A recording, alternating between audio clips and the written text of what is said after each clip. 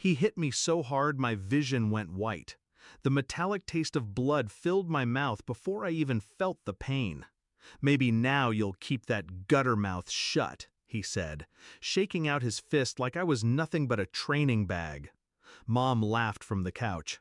"That's what you get for being useless." I didn't cry, I smiled. Because right then, I knew.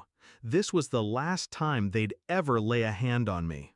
I used to think they were just strict, that maybe all parents yelled, hit, degraded. When I was younger, I still tried to please them. Straight A's, sports, perfect manners. It never mattered. The rules changed daily. One day I was smart, the next I was pathetic. I remember the first time I asked Dad if he was proud of me. He didn't even look up from his beer. "Don't get soft on me. The world doesn't care about your feelings." I believed him.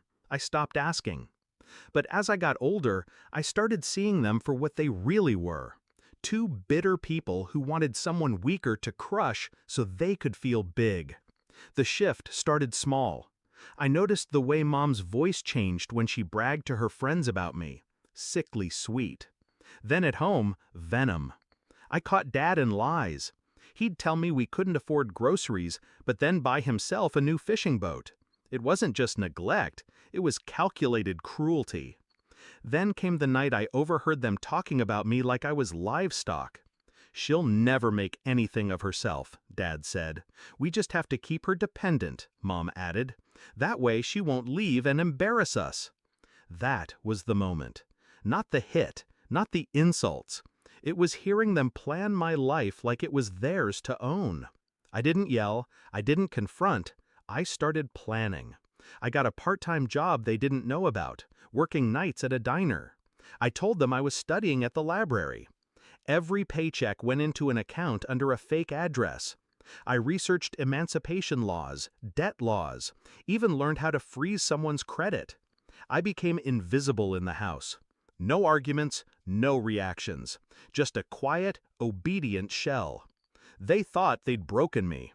They didn't know I was building a way out, and a way to burn their control to the ground. The first strike was financial.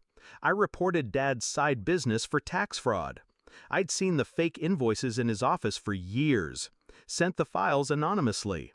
The IRS froze his accounts within a month. He blamed the bank. He screamed at Mom. He never suspected me. The second strike was social. I slipped copies of Mom's nasty text messages about her church friends, about the pastor's wife, into a community group chat. By the end of the week, her phone wouldn't stop ringing. The invitations stopped coming.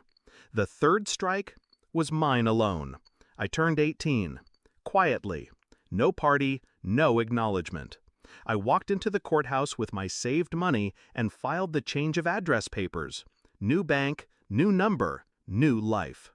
The night I left, I didn't pack much, just the important things. Birth certificate, documents, the small gold necklace I'd bought myself. They were in the kitchen, arguing about bills. I stepped into the doorway. "Where are you going?" Dad barked. I smiled. "Somewhere you can't follow." He stood, puffing himself up like he used to before hitting me. "You think you can just walk away? You're nothing without us." That's when I slid the envelope across the table. Inside were copies of the fraud reports, the community screenshots, and a note. "You taught me the world doesn't care about feelings. Now you get to live in it." He opened it. Mom leaned over his shoulder. Her face drained. His fists clenched. I didn't wait for words. I walked out. It's been a year. They lost the boat, then the house. Last I heard, Dad's working construction under the table. Mom's living with her sister 2 towns over. They can't contact me. They don't know where I live. Sometimes I think about that last hit. The way my jaw ached for weeks. The way Mom laughed. Then I remember the silence after I closed that door. That was the sound of me taking my life back. Revenge wasn't about making them feel what I felt. It was about showing them they never had power over me at all.